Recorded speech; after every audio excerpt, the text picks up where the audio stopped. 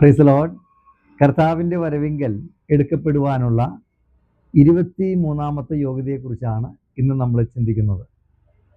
അതിനാധാരമായി 1 തെസ്സലോനിക്ക ലേഖനം 5-ാം അധ്യായം അതിൻ്റെ 23ാം വാക്യം, സമാധാനത്തിൻ്റെ ദൈവം തന്നെ നിങ്ങളെ മുഴുവനും ശുദ്ധീകരിക്കുമാറാകട്ടെ. നിങ്ങളുടെ ആത്മാവും പ്രാണനും ദേഹവും അശേഷം നമ്മുടെ കർത്താവായ യേശുക്രിസ്തുവിൻ്റെ പ്രത്യക്ഷതയിൽ അനന്യമായി വെളിപ്പെടും വണ്ണം കാക്കപ്പെടുമാറാകട്ടെ. ഇവിടെ വളരെ വ്യക്തമാണ് കർത്താവിൻ്റെ രണ്ടാമത്തെ വരവിനെ കുറിച്ചാണ് പറയുന്നത്. അതായത് കർത്താവായ യേശുക്രിസ്തുവിൻ്റെ പ്രത്യക്ഷതയിൽ അനന്യമായി വെളിപ്പെടും വണ്ണം കാക്കപ്പെടുമാറാകട്ടെ. അപ്പോൾ വളരെ വ്യക്തമാണ് കർത്താവിൻ്റെ രണ്ടാമത്തെ വരവെങ്കിൽ എടുക്കപ്പെടണമെങ്കിൽ നമ്മുടെ ആത്മാവും പ്രാണനും ദേഹവും അശേഷം എന്ത് ചെയ്യണം? അനന്യമായി വെളിപ്പെടണം.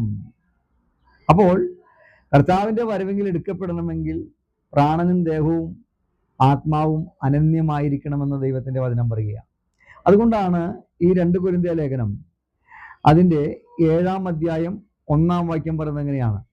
ആ വാക്യം ഇങ്ങനെയാണ്: പ്രിയമുള്ളവരെ, ഈ വാഗ്ദത്തങ്ങൾ നമുക്കുള്ളത് കൊണ്ട് നാം ജഡത്തിലെയും ആത്മാവിലെയും സകല കന്മഷവും നീക്കി വെടിപ്പാക്കി ദൈവഭയത്തിൽ വിശുദ്ധിയെ തികച്ചുകൊള്ളുക.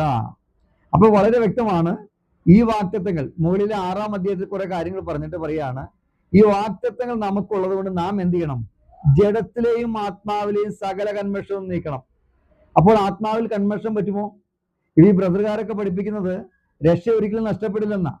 കൃപയാൽ രക്ഷ ആയതുകൊണ്ട് ആ കൃപ ഒരിക്കലും നഷ്ടപ്പെട്ടു പോകില്ല. അതുകൊണ്ട് എന്ത് പാപം ചെയ്താലും രക്ഷ നഷ്ടപ്പെടില്ല, പ്രതിഫലം മാത്രമേ നഷ്ടപ്പെടൂ എന്നാണ് ഈ ബ്രദറുകാർ പഠിപ്പിക്കുന്നത്. പക്ഷേ ഇവിടെ വളരെ വ്യക്തമാണ്, ജഡത്തിലെയും ആത്മാവിലെയും കന്മഷം നീക്കണം. അപ്പൊ ആത്മാവിലേക്ക് കന്മഷം വരാൻ സാധ്യതയുണ്ട്. അതായത് ജഡത്തിലെയും അതല്ലെങ്കിൽ എന്താണ് പ്രാണനിലെയും കന്മഷം എന്താണ് ആത്മാവിലേക്ക് ബാധിക്കാൻ സാധ്യതയുണ്ട്.